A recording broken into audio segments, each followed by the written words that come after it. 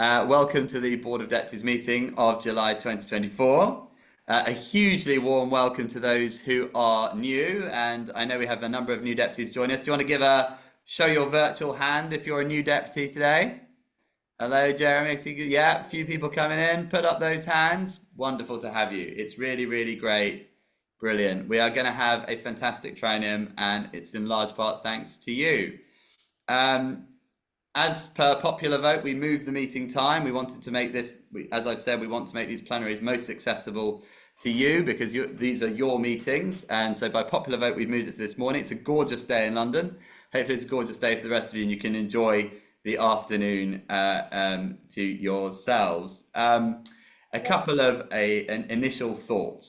First of all, over the last month since we last met, there have been three main things that I would probably like to highlight. First of all, our engagement with the new government. Second of all, broader advocacy that we've been doing. And third, a really important event that we held on Thursday. Obviously, the new government has come in. We've been engaging with them in opposition and now obviously in government. There's been good engagement with many of the new teams and some things that we're really pleased about. We saw in the King's speech an agreement to some of the things that we've been calling for, among other things, moving forward on the Holocaust Memorial and Learning Centre. And on Friday, huge thanks, by the way, to UJS for this. This has been a long-standing point of advocacy for the Union of Jewish Students that we've been supporting more recently. The Secretary of State for Education has agreed to pull back the Higher Education Free Speech Act, which we were concerned was going to allow all sorts of racists and xenophobes and extremists onto campus. That is now in abeyance. Huge thank you to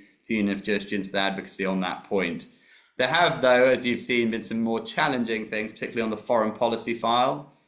We've been making representations on a number of those fronts. On UNRWA, obviously, we're happy that funding is going to the beleaguered Palestinians in Gaza, but we think UNRWA is a fairly broken organization. There are allegations about complicity in the October 7th atrocities, and indeed the hostage taking, and indeed the use of UNRWA facilities by Hamas. And we think the government should take a clear view on that. We also were concerned on Friday by the decision not to pursue a review to the ICC's jurisdiction in respect of cases that they want to bring against Israeli leaders. And we're very concerned, it should be fair to say, about a proposed move to impose an arms embargo. I have written today in the Sunday Times raising concerns about these points. Our conversations with government are ongoing, and I encourage deputies who share those concerns, and I know there's a diversity of opinion, but I encourage deputies who share those concerns to be writing to their MPs to make the cases, and we'll share the article in the Times so that you can utilise those points should you wish to do so. Very important. So look, a mixed bag. There always are mixed bags with different governments, but we're making our thoughts to the new government clear. You know, the thing I said in the Sunday Times is that we think Keir Starmer has done a tremendous job in changing the Labour Party since the days of Jeremy Corbyn in terms of the anti-Semitism file, but we are very concerned about those points. And the message I've given to the new government is don't take our community for granted. 8 of the 10 most populous Jewish seats went Labour, 4 of them from the Conservatives for the first time in some time. They should not take us for granted. But one of the things that I was really keen on that we should be doing as a board is advocacy, and you'll have seen over the last month a really engaged activist strand to the work that we're doing. I want to pay particular tribute to Vice President Andrew Gilbert for this. A lot of this work engaging on the Royal Academy, engaging with Bournemouth when there was a proposal to untwin from Netanya, engaging with the on issues around the medical profession where we're concerned about a number of those things. This is a board that is increasingly engaged and advocating very strongly, and we thank you for your support of that. One thing that I want to give a really positive about, at the last meeting I spoke about how after my election 30 to 40 Muslim leaders had written to me to congratulate me on my election and said that they wanted to work together. And on Thursday we had a very significant event. We had 60 Muslim and Jewish leaders come to the board's offices to talk about how we build what I call the optimistic alliance, where we work together to fight anti-Semitism, to fight anti-Muslim hatred, to combat extremism and raise up mainstream voices, to defend our religious freedoms together, to work on shared challenges like climate change and poverty, but also, and importantly, find better ways to engage on the Israeli-Palestinian conflict. It was an extremely positive meeting. It was the first outing of the new minister with responsibility for faith, Lord Khan, who came and he was with us and he addressed us. We had a number of leaders of councils, mayors, and there's real positivity in the room about how we take that forward. We're going to be looking at that over the next little while, but on this really key issue of importance, we are moving forward. It is part of my duties, as always, to share some of the good news and the bad news that's been happening with our deputies and families in recent over the last little while. So I want to, first of all, on the Mazel Tov's front, give a warm, hearty Mazel Tov to Richard, Bob, and Harry Sassoon on the second bar mitzvah of their, or the bat mitzvah, I should say, of their mother and grandmother, respectively. Wonderful news. Mazel Tov. Also, a Mazel Tov to Rabbi Dr. Jonathan Romain on his retirement after 44 years at Maidenhead Synagogue, a really key stretch and a tremendously impactful rabbi. So we wish him a Mazel Tov on that. And a Mazel Tov to Margaret Abrahams on the bat mitzvah of her granddaughter. Mazel Tov, Margaret. A couple of condolences, I'm afraid, that we have to share. One to Michael Reich and his family on the sad passing at 104 of his uncle Menachem Magan, who was a pioneer of Kibbutz Hama'apil. Sad news, but a man with a really distinguished and interesting life story. And I was also sorry to hear about the passing of Raphael Langham. Some of you will remember, wrote the board's history. He wrote a very meticulously researched history entitled 250 Years of Convention and Contention, which is a really interesting book about our history, which commemorated the anniversary of the board in 2010. And his book has so many interesting anecdotes and photographs. I reread it last year, but it has pride of place in the New Camden offices, and I recommend to you to have a look. It really does tell you about the history of part of, and we wish a long life to Raphael's family, and we would send our condolences. So with that opening statement, of course, we are now in a new era with an independent chair, and I'm delighted to invite Karen Newman, newly appointed also chair of Liberal Judaism, Mazel Tov, that's a Mazel Tov I should have added, to chair the remainder of the meeting. Thank you so much. Thank you very much, Phil, and may I add my warm welcome to everybody to this meeting, particularly, of course, to new deputies. Just to open with a couple of housekeeping rules. This meeting is being recorded. It's not being live streamed, but it is being recorded and it will be uploaded later. I would remind you of our general conduct rules, which are to try to be polite and be very limited on the slander front.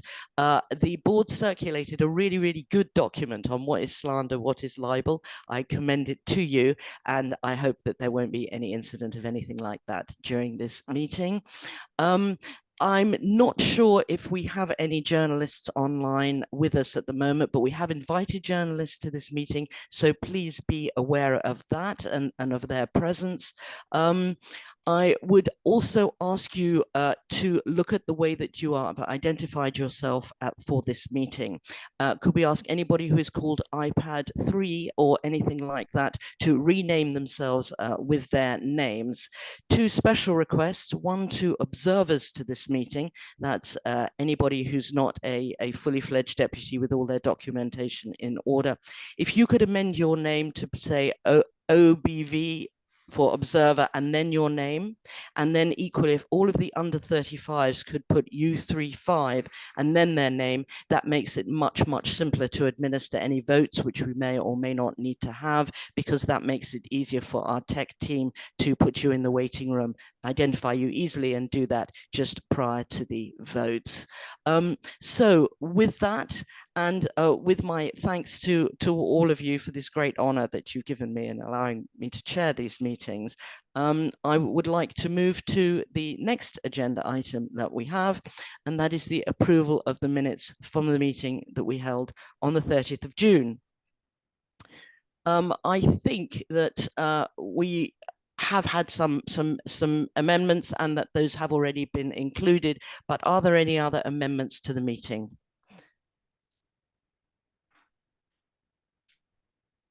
I am not at the moment seeing any hands up. Let me just check that's the case. I am seeing no raised hands. So with your permission, I would like to take those minutes and say that they have been approved by this meeting at this time. Thank you very much. Okay, if we could move now to questions to the presidents and to the honorary officers. You all know the rules. We will set the clock to 1 minute. I would ask you to please identify yourself first with your name and your constituency. And then, and this is really helpful if you can do this, say who you are asking the question of, whether the president or one of the honorary officers is one of the people who is the person who you'd like to have answer your questions. Okay, so I'm going to open for questions to the president honorary officers now, and I'm going to take Michael Sampson, then Tess, then Susan Pascoe. Michael, the floor's yours. Hello, thank you. Michael Sampson, Nottingham Hebrew Congregation. I'm asking the question of the President as a general aspect to answer in general, but he may want to involve ultimately the international group. The government is resuming, as you said already, the high payments to UNRWA, United Nations Relief and Works Agency, and that organization will probably continue to be anti-Israel and anti-Jewish propaganda. And also they actually teach in education terms against Israel, etc. So that's a problem. May I suggest also that it should be considered that UNHCA, the United Nations High Commissioner for Refugees, should instead be involved. I know refugees is the wrong term, actually, but maybe asking that aspect is probably best as well. Also, just to draw attention to the Taxpayers Alliance, who've actually made a statement on this, and their statement is extremely good and useful. The other thing is, Palestine as a state is being suggested by the government and being supported, but creation of separate states have been offered and refused several times during Israel's history. And I'm going to stop you after 10 Right. seconds. That's kind of you to stop now. Can I take the next two questions and then revert back to our team? So Tess and then Susan, please.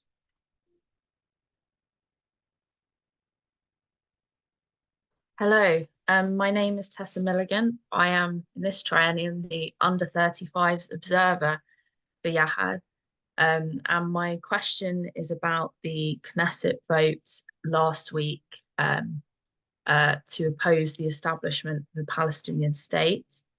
This is obviously very different to the board's long-held and democratically decided commitment to a two-state solution. And over 600 people in our community have signed a letter to the board calling for it to publicly reject the vote and reaffirm our community's commitment to a political resolution to the conflict as a two-state solution. The board didn't comment on the Knesset vote at the time. So my question is, can you now state the board's position on the Knesset vote? Thank you. Thank you very much, Tess. Susan, the floor's yours. Thank you very much. Susan Pascoe, Israel Community in Hendon. So my question is to the President. First, we'd like to congratulate you on your strong leadership in engaging with government and also your excellent article in today's Times. So I'd like to suggest an additional area of engagement, please. As you know, I lead the Higher Education Working Group. And a couple of years ago, the board and UGS were involved in meeting organized by the government with all vice chancellors dealing with anti-Semitism on campus. And this is what we need to happen before term starts, before the academic year, for the board, UGS to work together energetically in calling meetings of vice chancellors so they know how to deal with encampments, how to deal with pro-Palestine events. We need staff, students and staff on campus to feel safe. So that's my plea to you. Thank you. Thank you very much. So I'll give the floor to Phil and then to Adrian to answer on the international questions.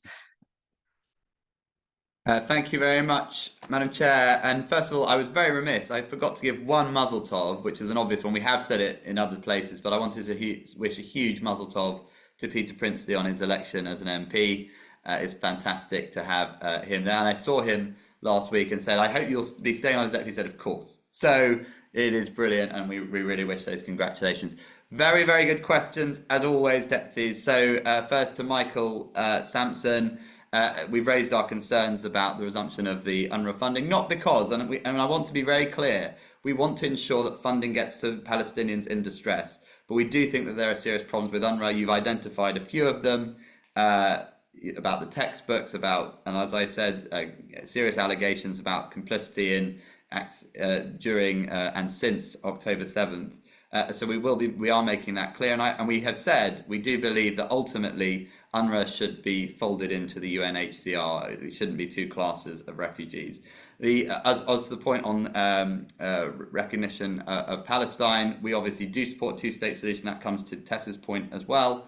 And I thank Yahad for the letter. We had actually the day before that made a statement in which we welcomed the UK government's mention of the two-state solution as part of the King's speech, and I'll be writing back to Yahad to remind them of our position in strong support of a two-state solution. But to Michael's other point, that has to come at the right time. The recognition of Palestine, which we ultimately support as part of that package, should not be seen as a reward for terrorism or to disincentivize the Palestinian Authority making the hard compromises that they will also need to make in terms of reaching that negotiated settlement. To Susan's point, we've had some very good engagement with the Department of Education, Secretary of State for Education. On Friday, a statement came out from them with her name and my name following hers in terms of the statement on the scrapping or the abridging or the pushing back of the Free Speech Higher Education Act, for which we welcome. Look, we'll work with the Union of Jewish Students and be led by them somewhat. We know that the academics have a key role in that, and we'll be discussing with them the right pattern of engagement with Vice Chancellors. I hear your point. It is something that's very, very high on our agenda. Thank you very much, Phil. So, Adrian, do you have anything to add on the international questions? No, I think the President's given a full answer on all of the points. Thank you, Karen. Thank you, Adrian. And Andrew, did you have anything to add on the higher education point? Andrew Gilbert? Sorry. Just on the higher education point, we are also having a meeting with the Commissioner of the Metropolitan Police, and in that meeting, we will also reflect on the what's going on campus with Samat Rowley. Super.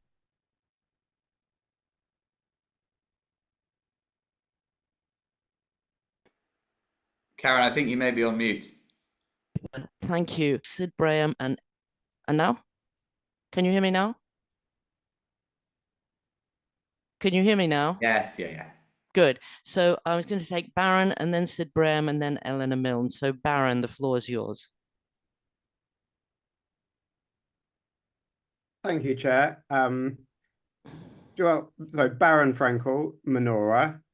It's a real show of support, and I just want to thank actually the Chair and the honorary officers for it's a real show of support for the regions that the October plenary will be in Manchester, which, may I say, is the only city with 2 of the world's 6 top football teams. Hamilton, Heaton Park, home, a wonderful Jewish museum, which I can't recommend highly enough, the Daniel Libeskind Imperial War Museum, everything but a beach, as somebody else has said. So my question for the President and all the honorary officers is, would they please encourage, and I'm encouraging all the deputies to similarly show their support and schlep up to Manchester in October, even make a Shabbat or a weekend of it. And I would really encourage everybody to do that. And I'm asking the President, the honorary officers, to do the same. Thank you.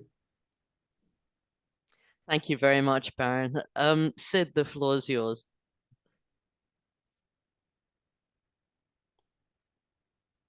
Sid Braham. Thank you, Karen. Good morning, everybody.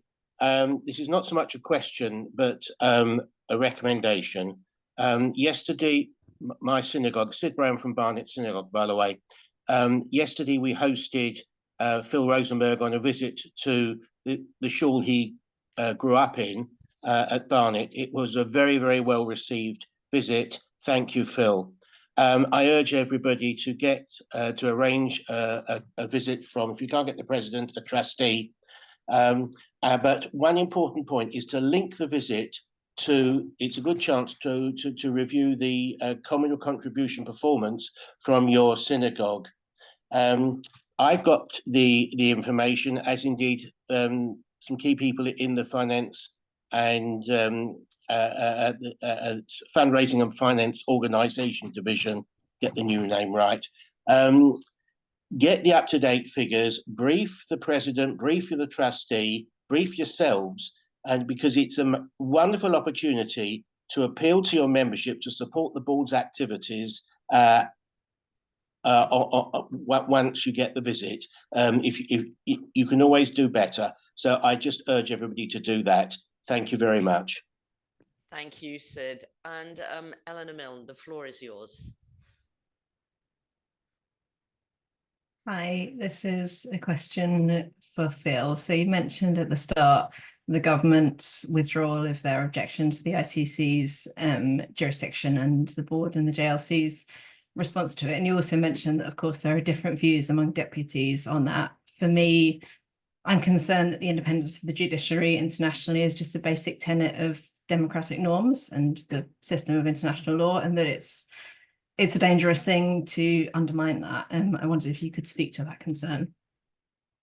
Thank you very much, Eleanor. So I'll take Philip, and then I'll go to Jeremy to say something about the Manchester meeting.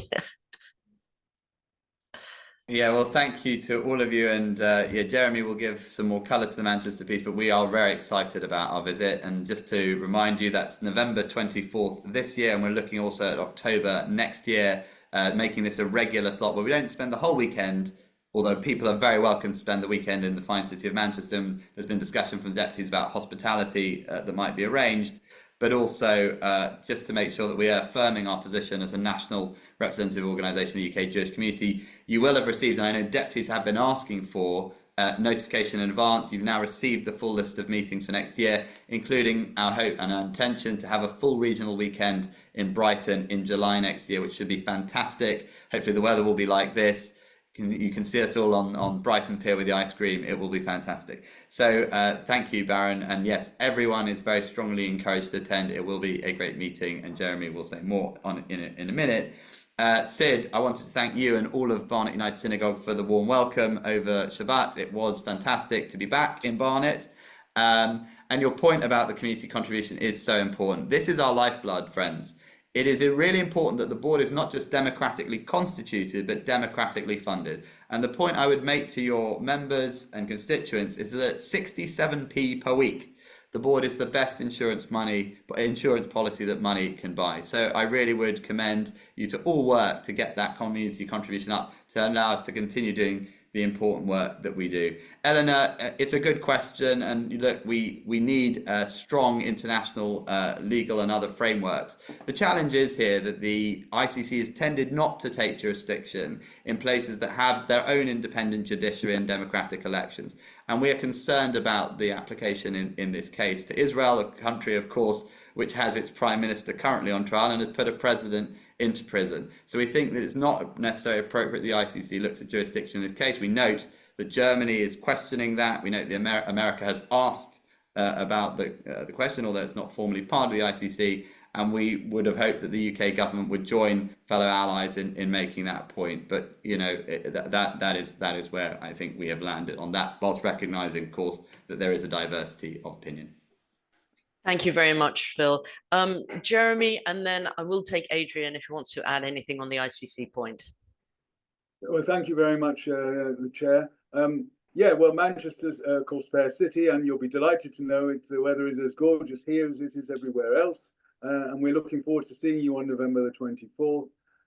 It is worth pointing out, unfortunately, and I'm struggling with this with my own synagogue as well, that I don't think any of the Manchester synagogues are paying their communal contribution. I will be doing my best to talk to shul executives alongside Ben, and we really must encourage the take-up of communal contribution, because I can tell you from my own first 6 weeks or so in office, I couldn't have done anything without the fabulous support of the staff and help of the staff. And, you know, without them, you know, this place doesn't run. So that's really what I want to say.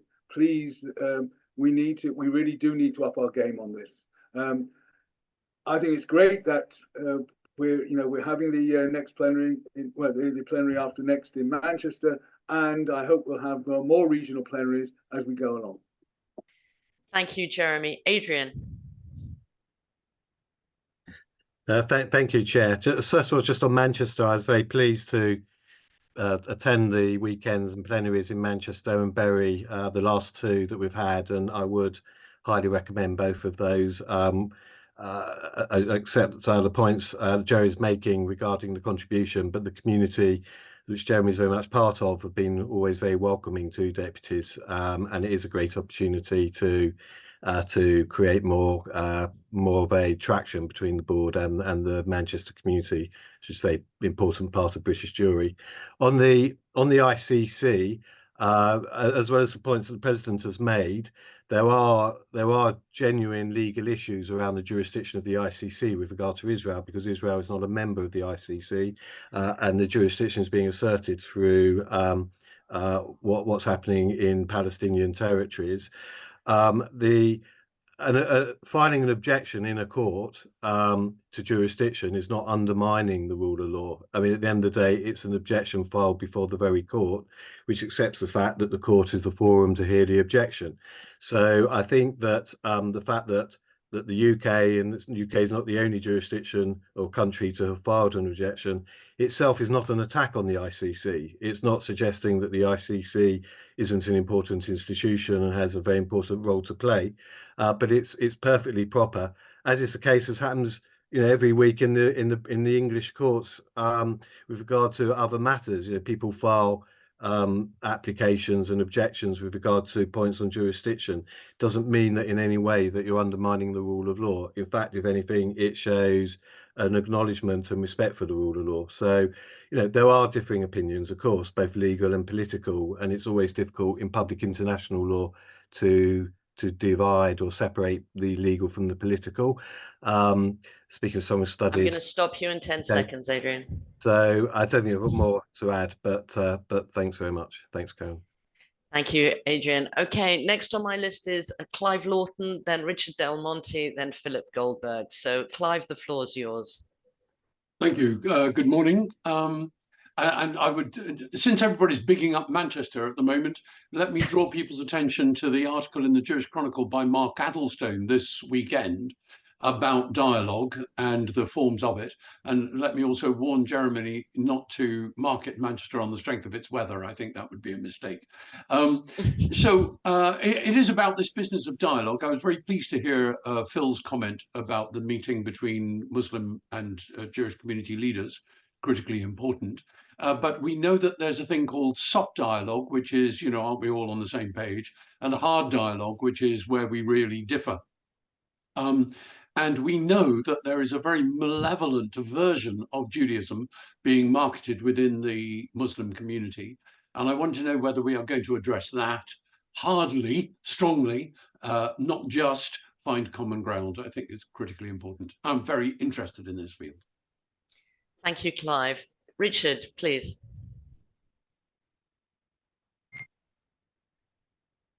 It's Richard Del Monte, David Ishaq Synagogue, Neve Shalom Sephardi community.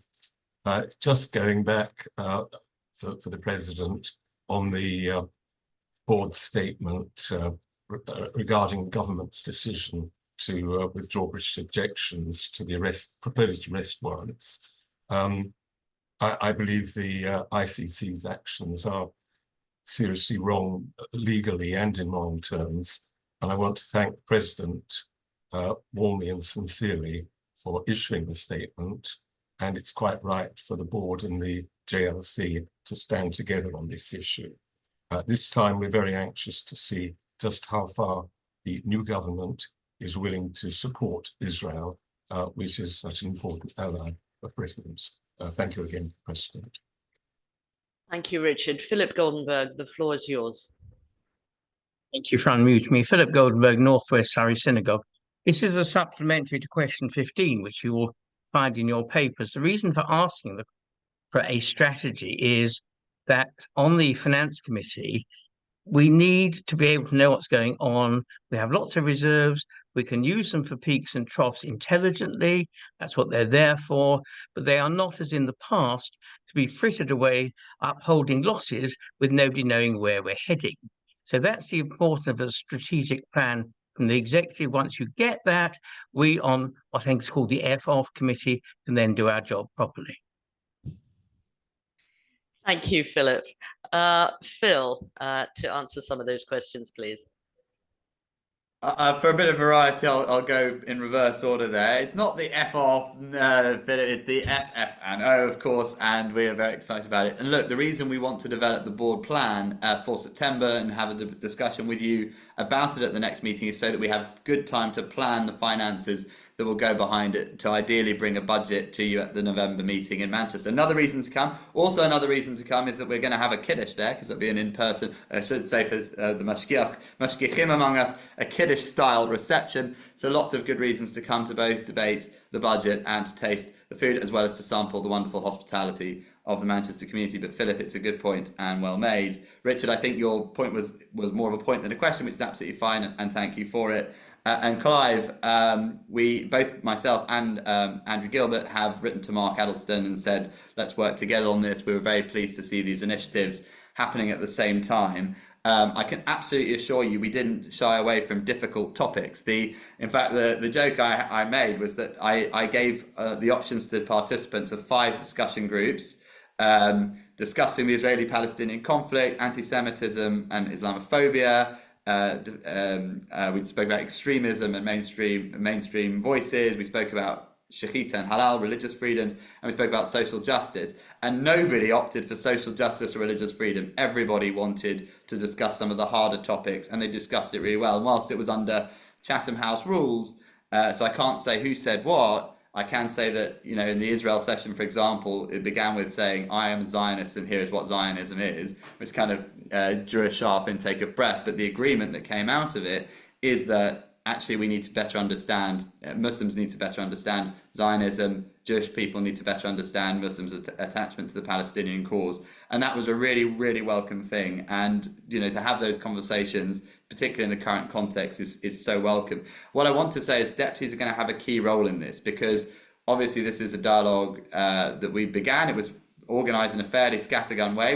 I thought it was going to be 4 or 5 Muslims coming. It was 25, 30 Muslims coming in the end. It was really great, a vote of confidence in the work that we are planning to do. But what we need to do is scale that. We need to have 300 deputies working with communities, particularly Muslim communities around the country. I know so many of you are doing that already. And the next stage really is to begin to work out how we build on this success, because everybody from the government representatives to local government to regional government all want us to build on this together, which is fantastic news. Thank you very much, Phil.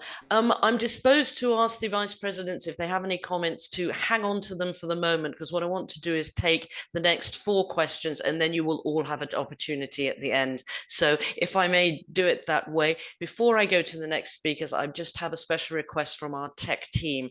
There is somebody identified as Judy iPod. There's somebody identified as Galaxy, and then more details about their phone. And there are a couple of people just identified by their phone numbers. If you could change that to your name, that would be really splendid. And if any of you are observers and under 35s, if you could just put OBS before your name, or U35, that would be very, very much appreciated. Next on my list, I have Malcolm Taylor, Vicky Harris, Karen Maxwell, Jane Power, and Judith Prinsley. I'm disposed to close the list there because I don't want us to run over, but we'll see how we go. So if I could ask all of those questioners to be as concise as they possibly can, then Malcolm, the floor is yours. Thank you. Can you hear me? Yes. Hear me, good. Just like to ask the President, in the light of the discussions of the virtues of Manchester, if when he comes to Leeds in the near future, he would like to discuss when the 3rd largest community will be benefiting from a major visit and a proper meeting sometime, no doubt, next year. Thank you very much. Vicky?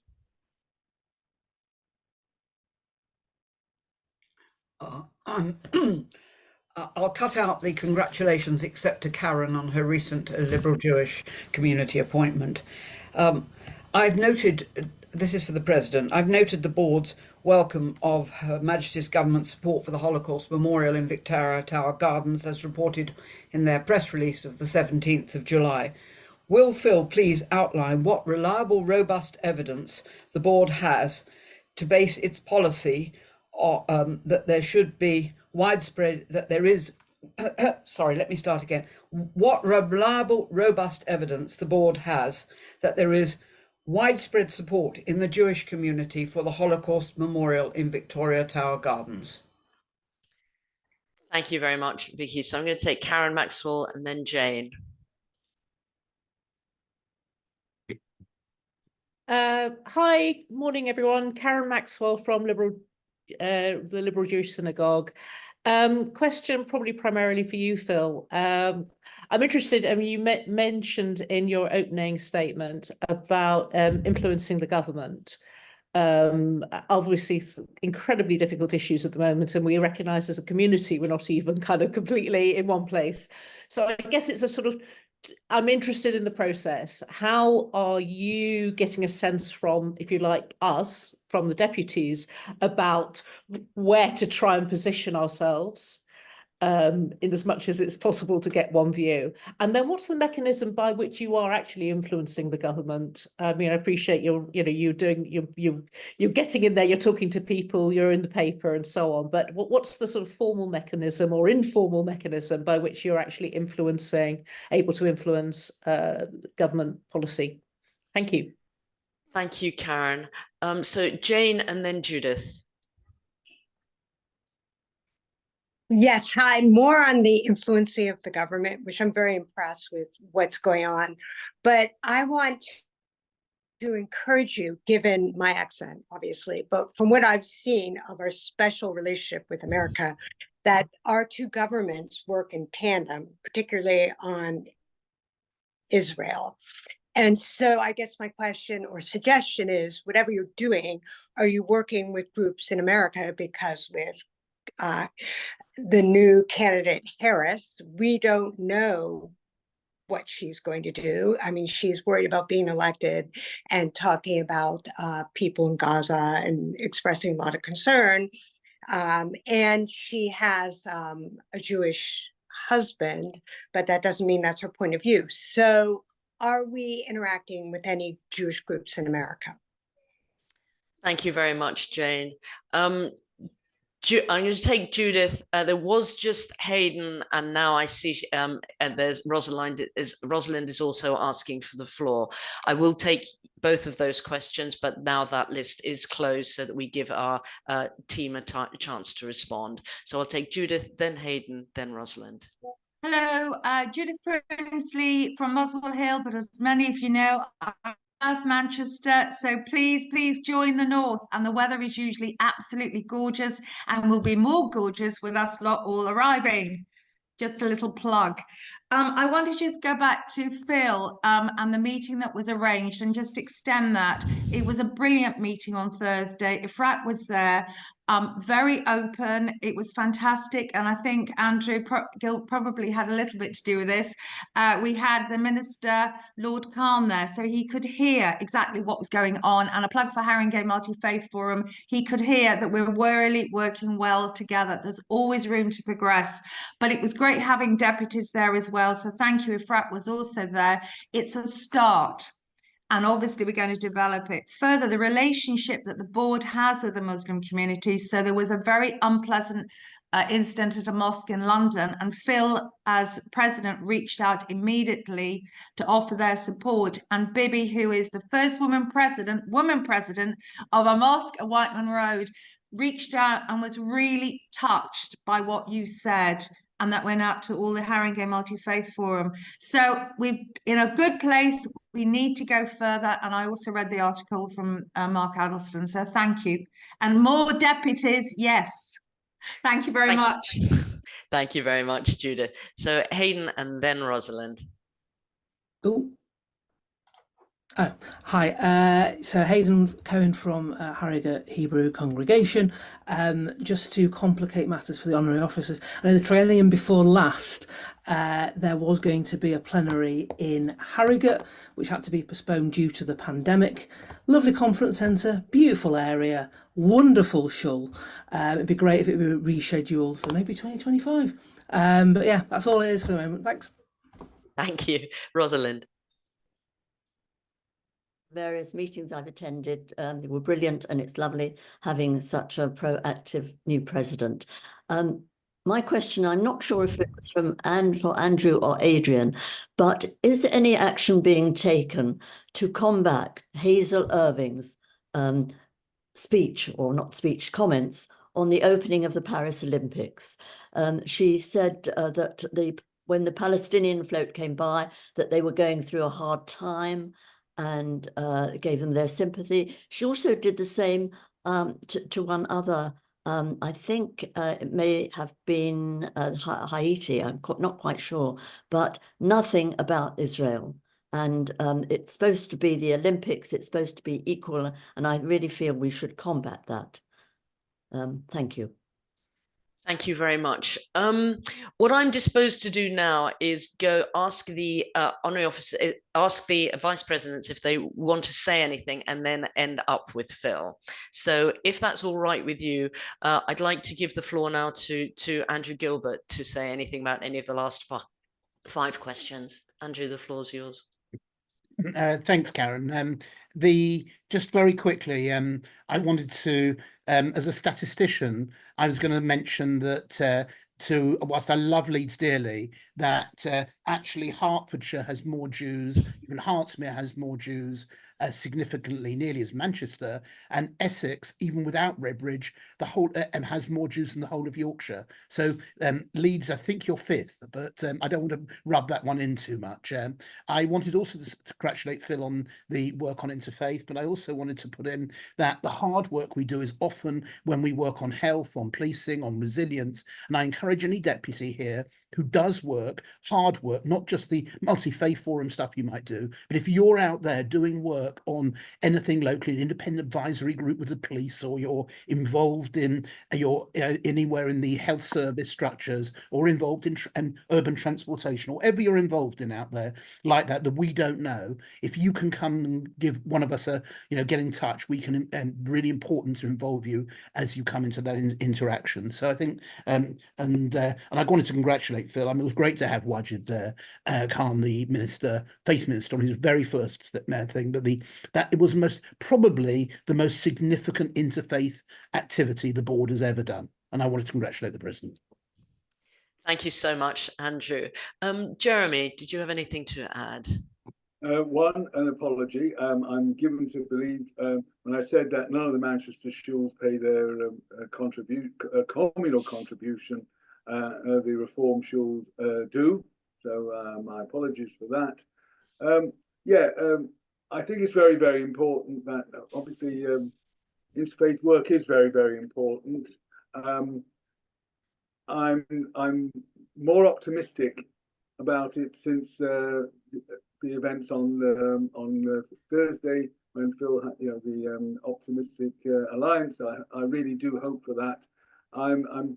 I've had some difficult experiences in the past with interfaith, and I hope that it will progress, and it can only progress when we deal with the elephant in the room as well. Thank you very much, Jeremy. Adrian, did you have anything to add? Yes, just going back to Jane's point on working with American or United organizations, United States, there's a high level of cooperation already. So Board of Deputies is a constituent part of the World Jewish Congress, which is obviously has strong North American connections. We're also part of what's called the J7 Task Force on Anti-Semitism, which is modelled on the G7. We don't quite have the same level of economic power, though some people might think we do, but it's the largest diaspora Jewish communities in the world, and which includes the Conference of Presidents, which is obviously an American organization, and the secretariat to that is the Anti-Defamation League.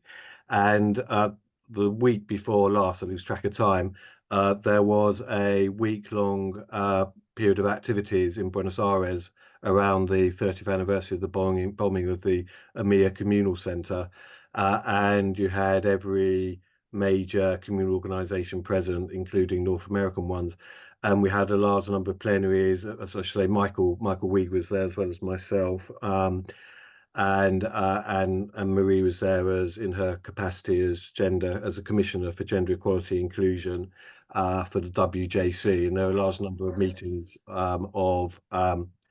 with regard to J7 and World Jewish Congress, and lots of interaction.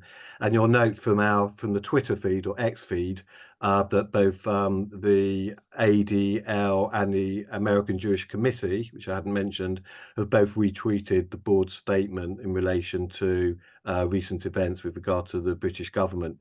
So, and I had a meeting with ADL just on Thursday. So there's a high degree of cooperation with American institutions.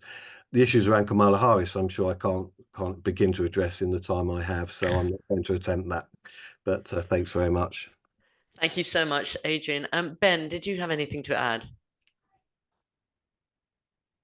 Just one very quick thing. Thank you, Karen. Just in terms of regional meetings going forwards, obviously we're delighted to have them. We're delighted to help with them. It is ultimately down to the individual local community to be able to provide what we need, venues, home hospitality, and help us coordinate and so forth. I know we've tried before in various places, successfully, unsuccessfully. It would be great to have more variety and to do more of these going forwards, but we will need sort of deputies to step up and to help their local communities to arrange and facilitate these things. So we're in your hands as much as you're in ours on that. Thank you very much, Ben. Phil, the last word for you. Thank you all deputies. This has been a really, really good session, I feel. But Phil, over to you. Thank you so much. Brilliant questions all. I'll just go through a decanter a few of the ones where I have some additional things to say. First of all, I'm going to sort of group Malcolm, Hayden, and the comments on Manchester. Very excited to be coming to Leeds from the 1st to the 3rd of November. Looking forward very much to engaging with communities whilst there. Obviously, we've put in for the next regional plenary to be the full one, the full weekend will be in Brighton next year, but we are looking for bids for 2026 and 2027. So fine cities like Leeds, Harrogate, others will get them. I should also add that for the weekend of the 24th, where we're going to be having our plenary of 24th November, I should say, where we're having our plenary, just the day there. An additional reason you might want to come is I'm going to be up for the whole weekend. I'll be speaking at Manchester Menorah, as well as the Shrubberies, and I'll be visiting South Manchester. Yeshurun. So looking forward to being there and being with the community there over the weekend. So if you want to hear more from me, you might absolutely put you off, but if you want to hear more from me, I'll be there then. Vicky, your question, very welcome, and we accept bids from clusters for a regional weekend as well, I should say. But no, obviously your advocacy on this issue is well known and well noted. Over 10 years, we've had the policy of supporting the Holocaust Memorial and Learning Centre. We did develop that in consultation with the government, with the Holocaust Commission, as it was at the time. I remain very open to further debate on it. As I've said repeatedly, if deputies bring forward a motion which has the required support to have it, we will have that debate. But so far, people have not taken up that opportunity. But I well note your interest in the issue. Karen was particularly interested in engagement with the government. Of course, there are a few things. We do try and get a bit of a sense of deputy views. We've sometimes put things in WhatsApp groups. We definitely watch what you're saying in some of the WhatsApp groups to sense test some of the things that are being said. We want to create a more fulsome means of doing that. We're going to be creating offering deputies the opportunity to join a WhatsApp group for all deputies. It'll be one-way communication rather than all, but in that we hope in time to put out snap polls to just get a flavour of deputy opinion on issues. It's something we're working on. I'm really keen that we do even more to make sure that deputies are involved and we're involving your opinions. Of course, these meetings too, really important for us to get a sense of sentiment. In terms of engagement with the government, it's a range of means, formal and informal. You wouldn't expect me to say everything about what we do, but whether it's direct conversations that we've been having with secretaries of state, whether it's formal letters that put views across, whether it's conversations with special advisors and so on, that is an ongoing and constant process and a really positive one. I'd say generally positive, even where there are disagreements, the engagement is constructive. Jane, just to add to what Adrian said, and it was wonderful to have Adrian, Michael, and indeed Marie in Argentina to develop and deepen those relationships. And people have said from those American organizations they were very impressed with the strength of the team that we are deploying. I had a conversation on Friday with both the US Embassy and with the Anti-Defamation League where we discussed some of these matters. Our connection with the United States is a very strong one. I met with Adrian a few weeks ago with the US Ambassador. That remains a very, very important relationship for us. Judith, thank you for your comments on the Muslim-Jewish engagement. Absolutely note your championship in the issue, and thanks for joining us. And I think that brings us to the end of the questions. So thank you very much. Thank you, Phil. I did allow that session to overrun a little, but I felt that it was worth it. But it does mean I'm going to ask for a bit of extra discipline from all of you so that we can finish this meeting on time and you can all have the rest of your Sundays to yourselves. Okay, so our next agenda item is on resolutions, and I'm going to hand over to Ben.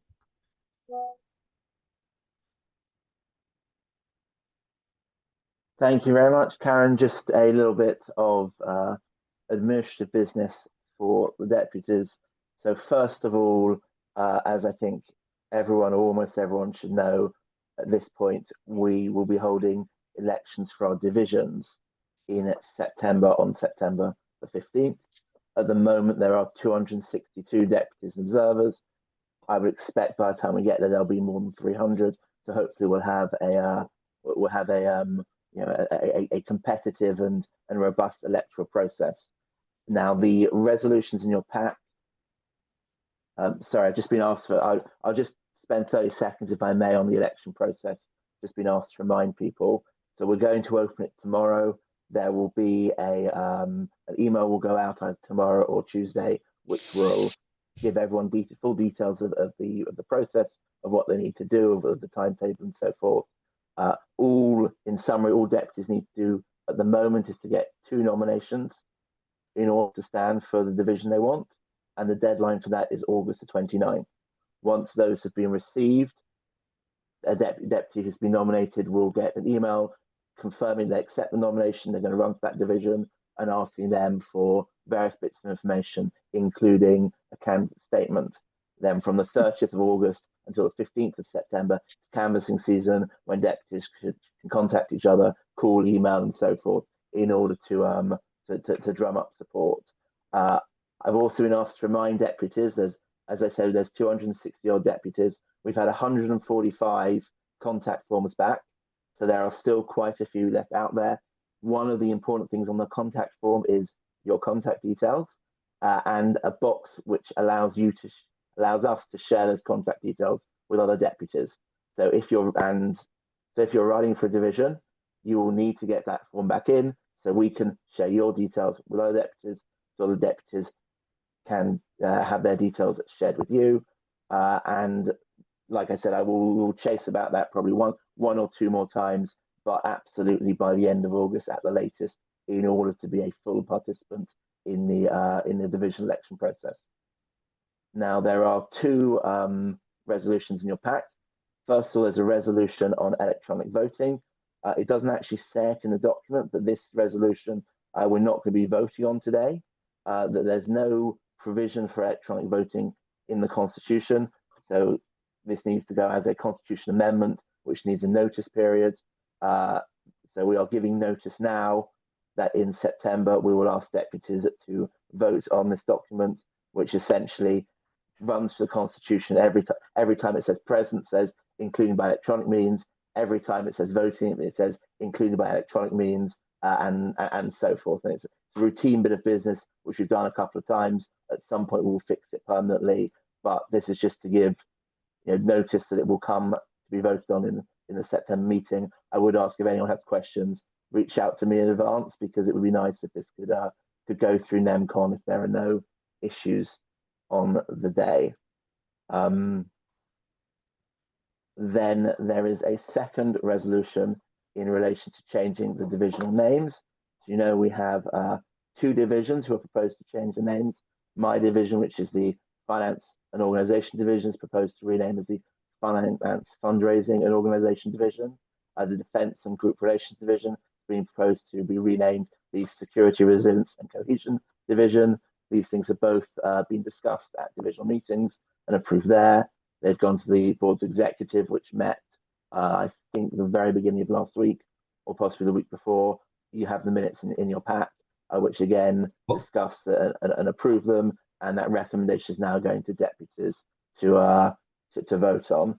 I'm happy to take any questions on my divisional name change. There are questions on the Security, Resilience and Cohesion Division. I'll ask people if they have any questions. Andrew Gilbert. And then once we've gone through, there are a couple of hands. Once we've had those hands, I will then ask deputies if there are any. First of all, I'll ask if there are any objections. If there aren't, we'll put it through NEMCON. Otherwise, we'll divide and have an electronic poll, which will need a 50% vote to go through. So I see there are a couple of questions. Karen, can I pass back to you to take them? Thank you very much, Ben. So just to summarize, the proposal to allow electronic voting, we will take that vote officially at our September meeting.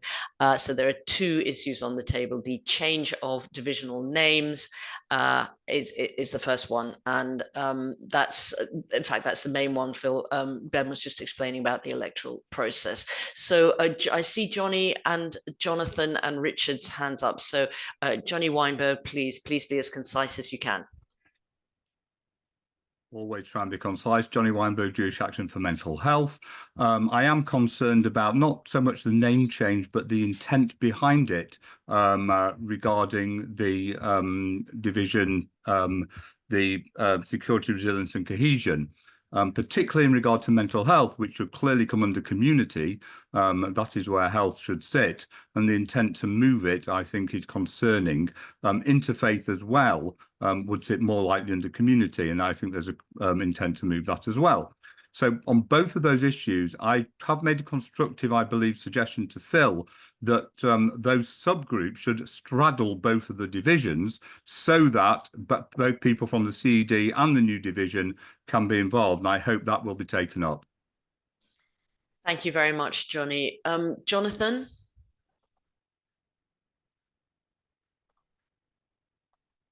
So yeah, Ben, it's a question about the Constitution. Can you give your constituency, Jonathan? Sorry, apologies, Jonathan Brodie, Kingsbury Synagogue. In relation to the constitutional election, will we be changing the Constitution to allow nominations for the divisional elections to be electronic instead of as required by the Constitution, which is by first class post?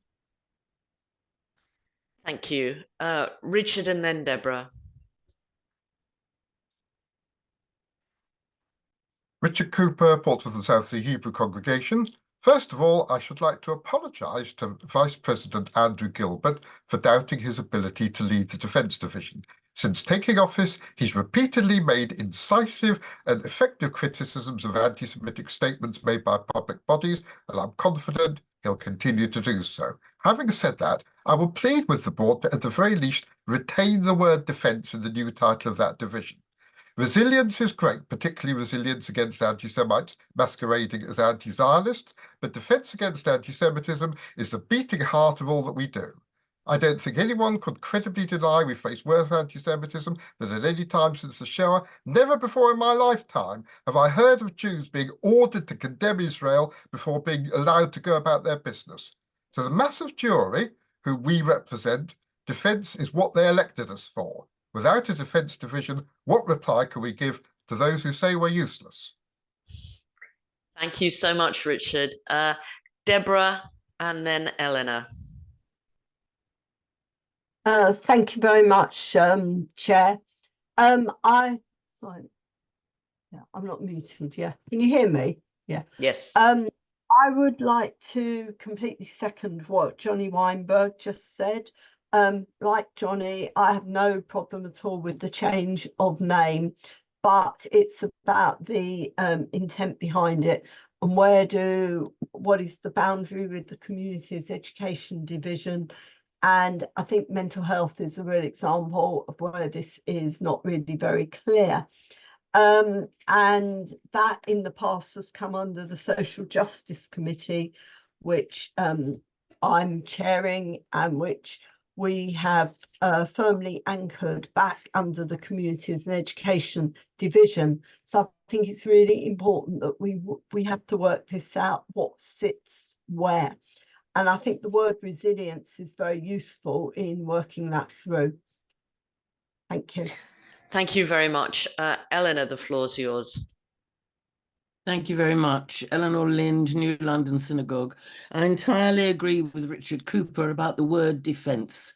We must retain somewhere in our divisions the word defence, because that is what we do all the time. We have to defend ourselves from anti-Semitism in all aspects, from changes in the law and activities of unsuitable people. Thank you very much. Thank you very much. I'm disposed to give the floor to Andrew Gilbert and then to Jeremy on this issue. So Andrew, if you'd respond. I see there are a couple more people wanting the floor on this, but I'd like to go to Andrew at this time. Thanks, Karen. So let me just go through a few things on this. The wanting to express a new name for the division very much came, and also the divide was both in the hands of the president and proposed this, and I'm totally in agreement with what the president was looking at here as well. And I wanted to talk about the cross-divisional work, because there's absolutely, we've sort of bounced particularly interfaith and now health between these two areas, and it's totally true that there is a crossover, as there is on a lot of work between divisions. And so I'm absolutely clear, and I said it at another meeting we had of deputies, that we want people from different divisions to be able to be on working groups that are either shared or of different divisions, and not feel that they can't take part in that way.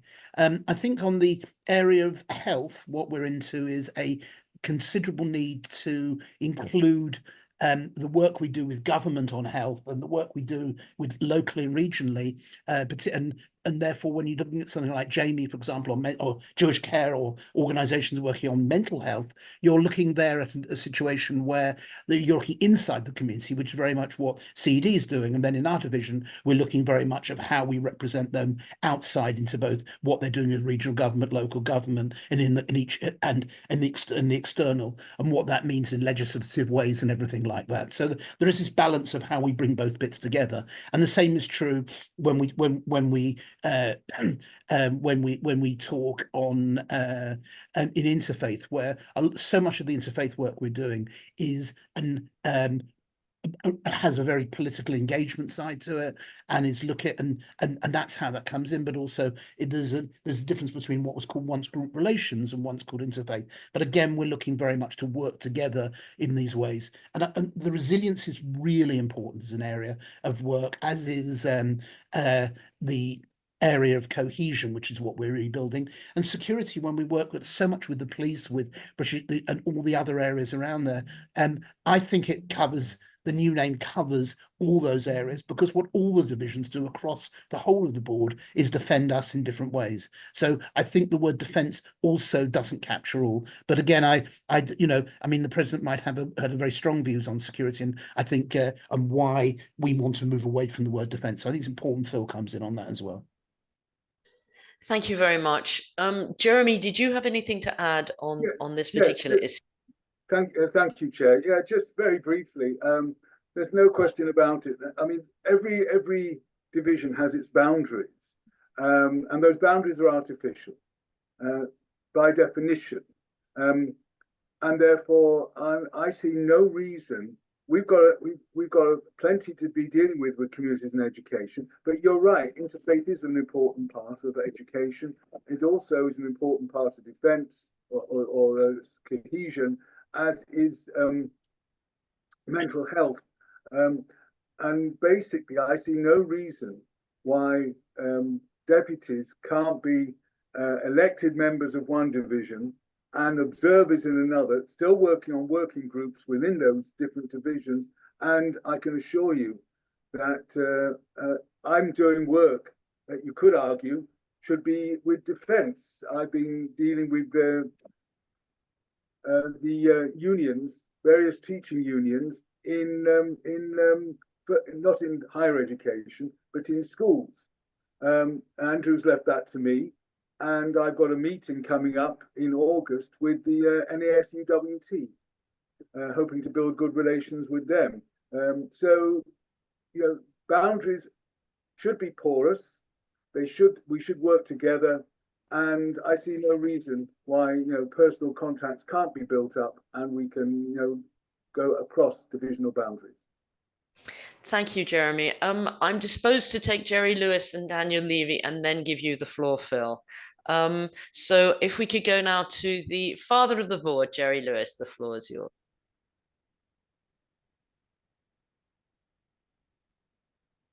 Unmute. Thank you. I originally wasn't going to come in on this debate. I had a long chat with Andrew about it. The situation, in my view, is very simple. We've had the name defence as part of the board even before we've had divisions. And I think it's better, and I agree with Eleanor on this, better we retain the term defence. By all means, include the other activities under that umbrella, but we just keep the name defence. It's an easy one-word coverage of all the things we're going to do, and I would plead with Phil, if it's your idea, Phil, by all means, let's include these other activities. We do not need to change the titles of the divisions. Please keep defence there. Thank you, Jerry. Daniel, the floor is yours. Mute me. Fantastic. Can you hear me? Yes. Can you tell us your Great. constituency? Daniel, thank you. Daniel J. Levy, Bournemouth and Elstree United Synagogue. First of all, thank you to Jerry and Eleanor for your comments, which I definitely sympathise with. But ultimately, we do need to keep in mind that we're an external organisation with government as being one of our key stakeholders.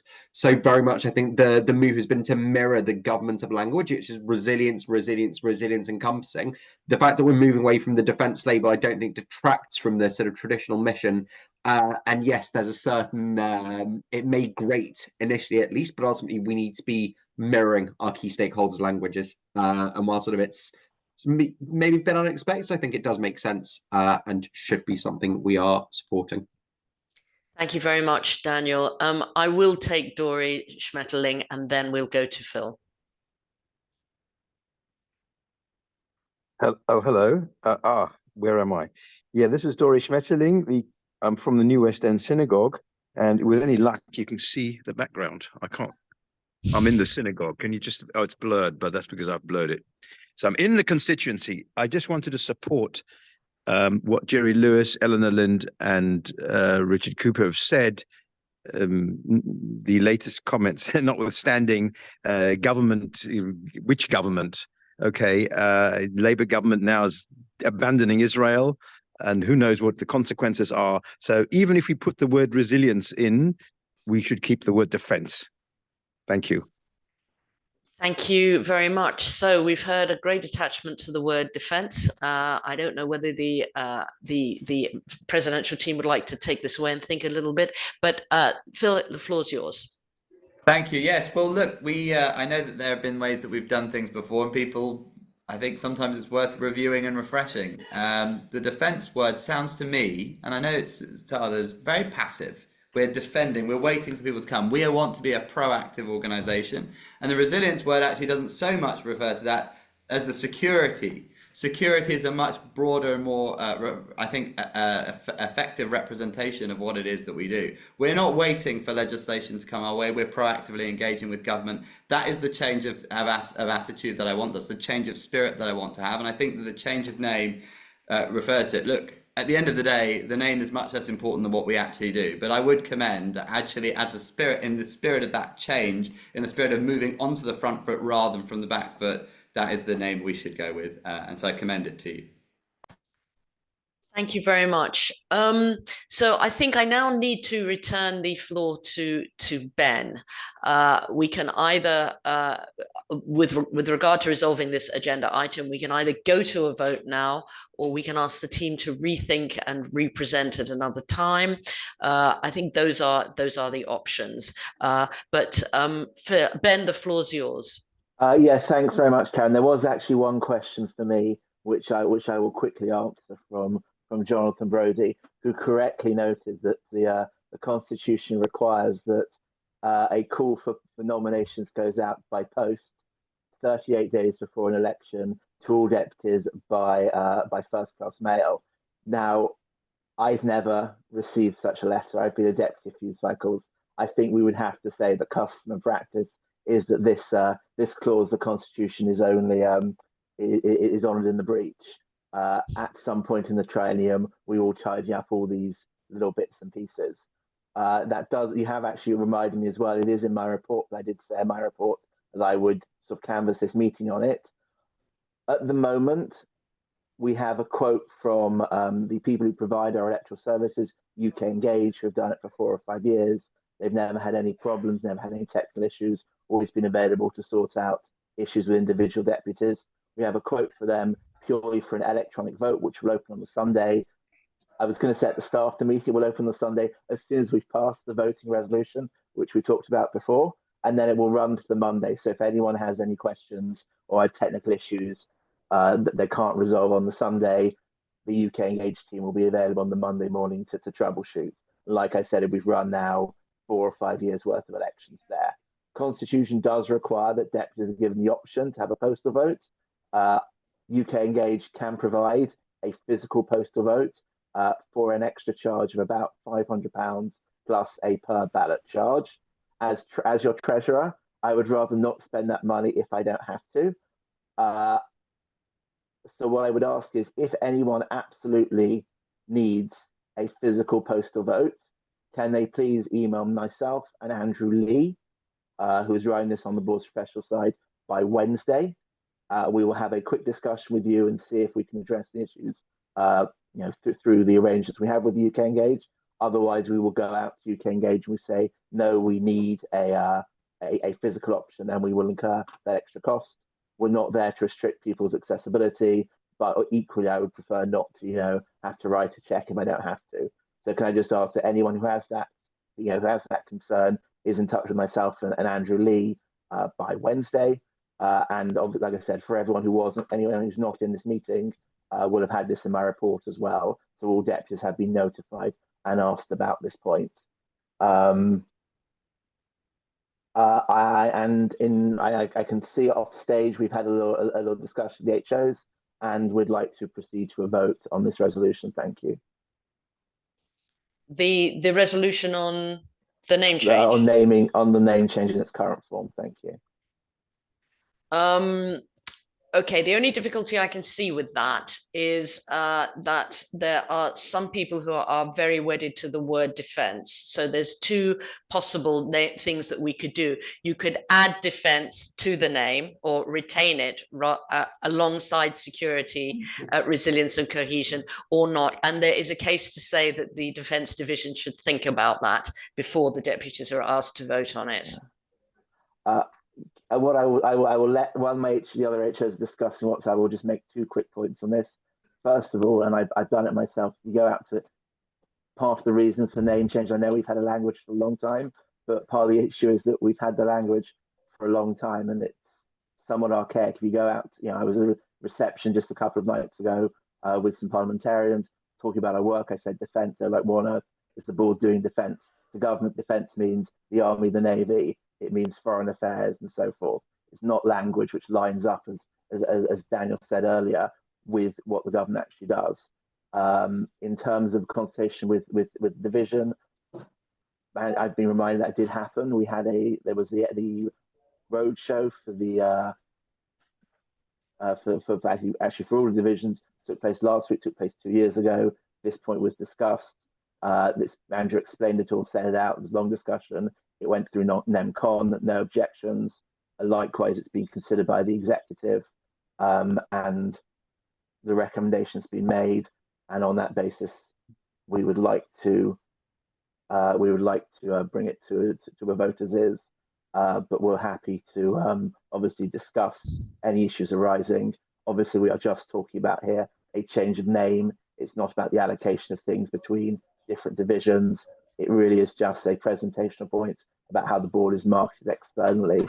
And I would ask deputies, including very experienced and well-respected deputies, to have confidence in the new HO team and respect that they do know what they're doing and are trying to pitch the work we do in the most effective way to government, to local government, to the other people we work with. I don't know if Andrew or Phil want to come back and say anything else. I'm happy to go to a vote if that's what people want to do. It's just I was hoping that we would have a NEMCON situation, and that clearly is unlikely to be the case here. So in that case, we go to a vote on the name of renaming. Sorry, I see Phil's name. I see Phil's hand. I don't know if you want to go to him for a sec. Phil, go ahead. Well, I would say, deputies, it's time to move forwards and not look backwards. Right. So I think that is a decision then that we are going to go to a vote. So then we need to vote on the names of the divisions in turn. Yeah. So Ben, would you put the first question, please, so that it's very clear what we're asking a vote for? Have you removed the under 35s? Hi, yeah, we're just removing the under 35s. Please give us a minute or two. And the observers. They cannot vote. Yeah, the under 35 observers, they cannot vote. Yeah. Great. And then, Ben, if you can make it very, very clear what the question is that we're being asked to vote for or against.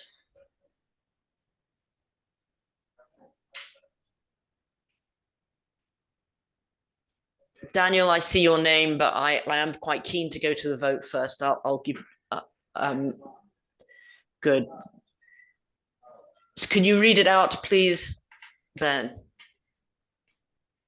Thank you, Karen. Yeah, this is a resolution pursuant to paragraph 16C of the Board of Deputies Constitution, which sets out the procedure for amending divisional names. The board, noting accepting the recommendation of the Executive Committee, resolves 1, that the Finance and Organisation Division shall henceforth be known and referred to for all purposes as the Finance, Fundraising and Organisation Division, and 2, that the Defence and Group Relations Division shall henceforth be known and referred to by all purposes as the Security, Resilience and Cohesion Division. And I think we'll vote. Okay, well, pop up on people's screens like magic. Okay, I think there's a very good case to vote on those separately.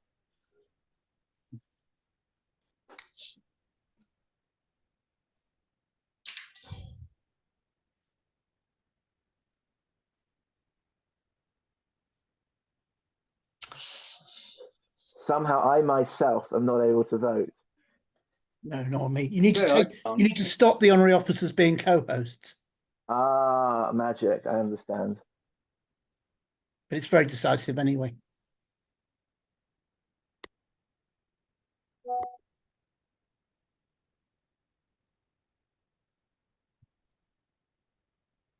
Okay, I think we've now been made unco-hosts, but And because the poll's vote. already started, we don't have the option to vote. We did. Oh, I didn't see it. Okay, I'm sorry, guys. As you still new to this organisation.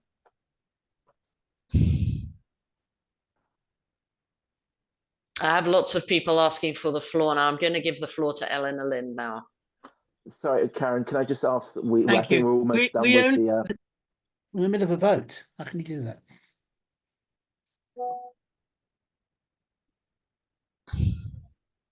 Can I suggest we give people 30 more seconds to vote? We put up the results and then we have questions. Okay.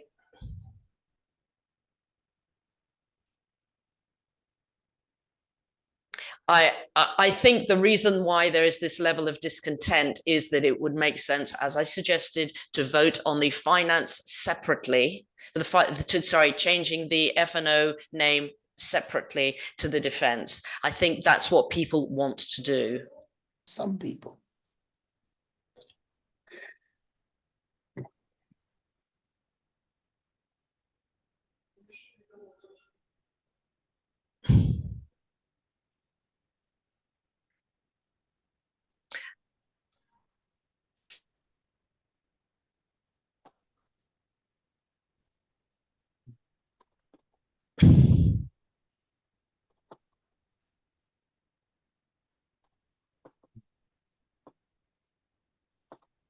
Okay, the observers have been let back into the meeting, so the meeting can continue.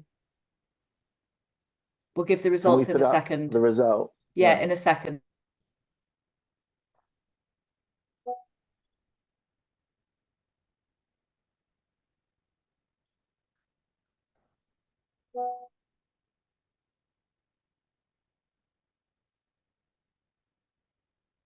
Karen, shall I read that out or shall you? You read it out, please. Oh, it's now vanished from me, but the resolution was approved for 81% against 19%. I think the professional staff will have the actual vote count, which we'll put in the minutes. But I only have the percentage in front of me, but it was 80-20. 92-22. 92-22. Right. In that case, it seems to me that that is a margin of error. A margin that is so significant that even if we had voted a different way, it is extremely unlikely that we would have got a different result. So I would ask all of you to accept that as what the conclusion of that agenda item. So we do now have those those divisions are now known by their new names. I don't really see how we can rerun that run with a margin that is that significant. So I would ask those of you who had points of order on that vote to lower your hands, because I think there is an overwhelming feeling that that view expresses the wills of deputies. Thank you all very much. And we now move to the next item. Unfortunately, my screen is not telling me what that is. Here we are. Oh, it's the open forum. Right, okay, so the idea of this open forum, as I think all of you know, is to give deputies a chance to interact with each other on a particular subject, looking particularly at what works, what the needs are, what happens in your particular communities, and possibly most importantly, what deputies would find useful. So the topic for our open forum discussion today is education. Education as a tool to build bridges and fight anti-Semitism. And I'm going to give Phil the floor to introduce it briefly, and then to Jeremy to do a more substantive introduction to the item as a whole. So Phil, the floor is yours.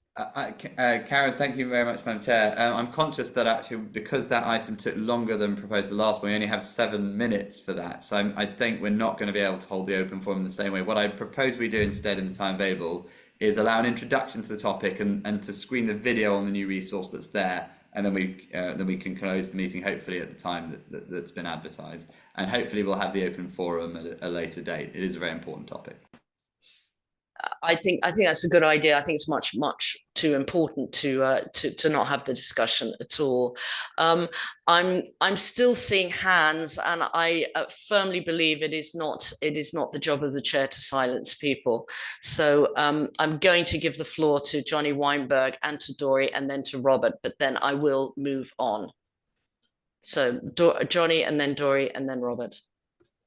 Johnny Weinberg, Jewish Action Mental Health. I think what we've just seen was concerning. That should not be the way the board is run, when people are clearly putting points of order, when the chair is saying that a vote should be done separately, and yet this was pushed through. That is not correct. And whilst the chair says that was an overwhelming majority, we should have been able to vote in two separate parts. It really is not right that people were clearly indicating they wanted to raise points of order and they were not taken. Please could we ensure that never, ever happens again? You have my word, Johnny, that I will do my best. Thank you. Dory and then Robert. I just want to echo Johnny's comments. I think it's really unacceptable what just happened. Totally unacceptable.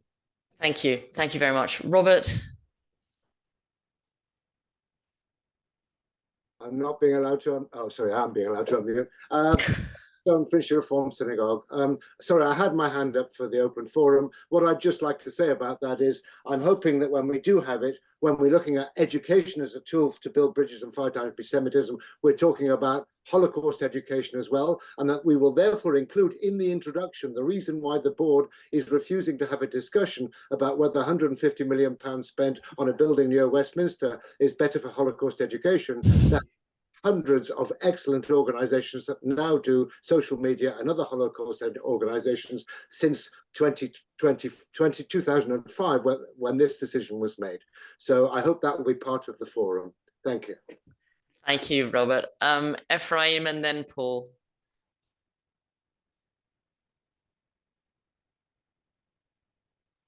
Thanks, Karen. I simply wanted to echo what's already been said. I, for one, understood you to say that there would be two separate votes, and therefore, when the poll appeared on my screen, I closed it expecting to find a different poll, and nothing happened. And I'm sure that I was not the only person to do so.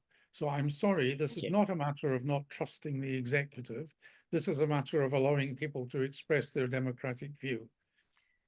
Thank you very much, Ephraim. I think the executive needs to go back and think about what's happened today. I thought it was important to hear those voices, and we'll move forward in that way. Is there any other business? Nathan. There's Nathan. Nathan wants to say something. Nathan, go ahead. Nathan Mark, Southampton. What I feel I must say is that the criticism of the chair over the vote is totally unwarranted. You put the situation quite clearly.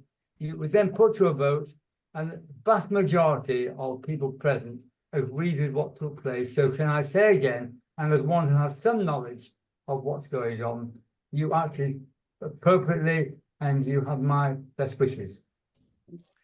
Thank you for your kind remarks, Nathan. I really, on a personal basis, appreciate that. Thank you. We're working as a team, and we go forward together. Bruce, and then Claire, and then I am going to stop this because I think we need to move forward. Yes, I'm Bruce Greenberg, congregation. Under any other business, or as Ephraim would say, north of the border, any other competent business. I'm getting an echo for some reason. Just out of curiosity, why is this meeting only on Zoom? And I think we also have a meeting next year in February scheduled only on Zoom. I'm going to ask Phil to hold that for his final comments. Claire, and then I'm going to give the floor to Phil.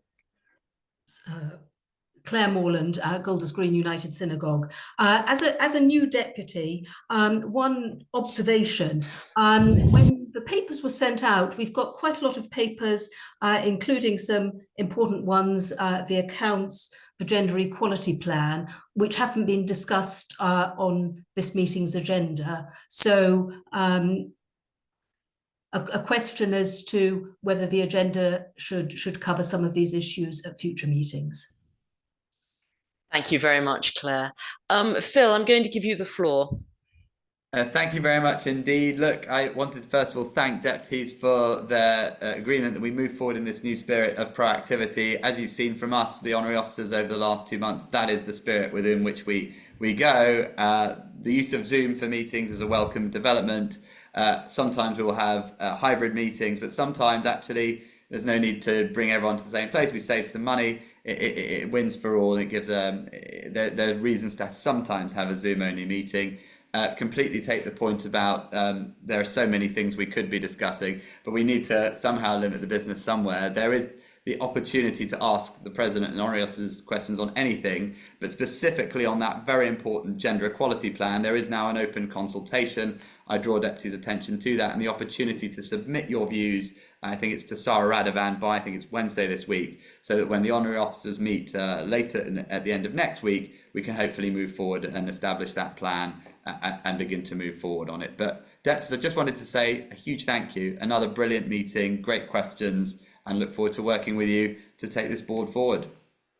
Do we have the possibility of seeing the video before we close?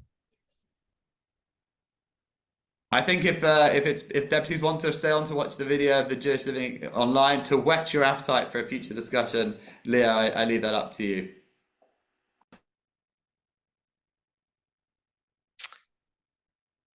It would be good to see the video. Would you like to teach your class more about Jews and Judaism, but you're worried about getting it wrong?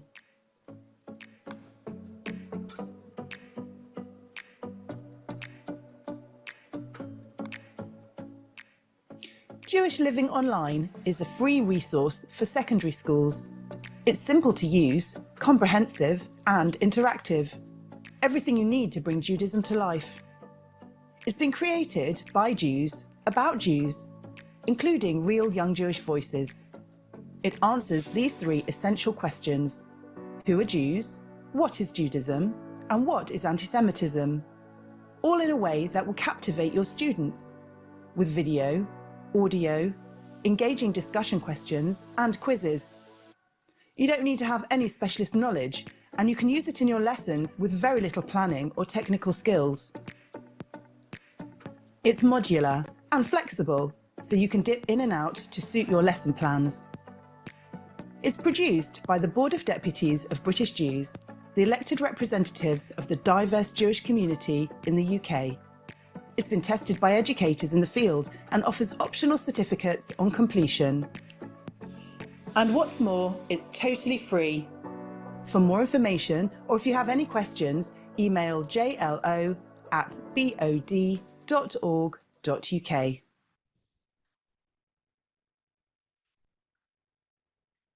Thank you so much for showing that great resource. That looks really good, and we can obviously deputies can get hold of it by contacting the office.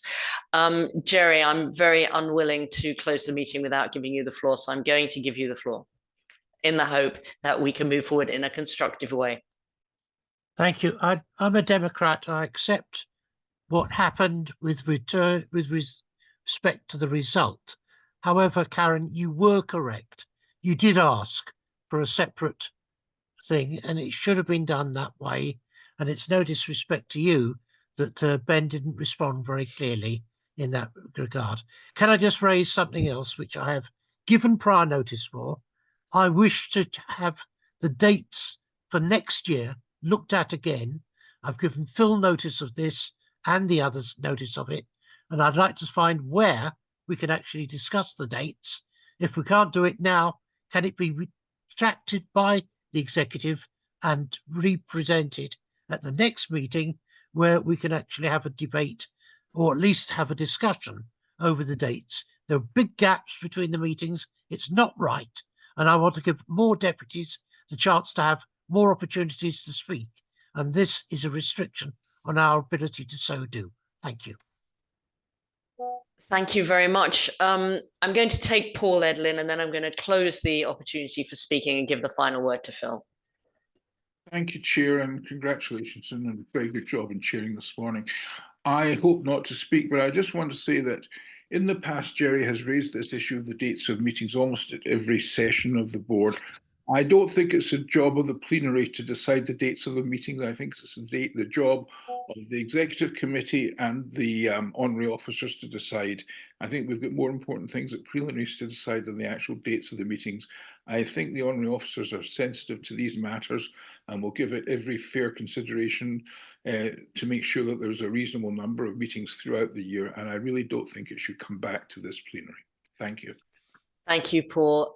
Phil, the floor is yours to close the meeting. Well, thank you very much. And look, we've been taking deputies' feedback on the timings. We've made all the meetings in the afternoon to ensure that people travelling from a meeting, whether they're travelling to London or from London to Manchester, are able to get there. So we're really responsive. We continue to listen to that feedback. As I say, these meetings are for you, and please continue to share any views. We've got a lot to get through in the September meeting, including, very importantly, those divisional elections, for which we look forward to that. And it's going to be an in-person one. It's going to be a good one. There'll be a kiddish-style reception. Do not miss it on the 15th of September. And I just wanted to thank every deputy again for their participation. And just remember that what is becoming our new mantra, what we're about is a little less conversation, a little more action. Thank you. Thank you very much, Phil. So I'm going to close this meeting at, well, I'm in New York, so it's 7:05 in the morning for me, but I think it's a more civilized time for all of you.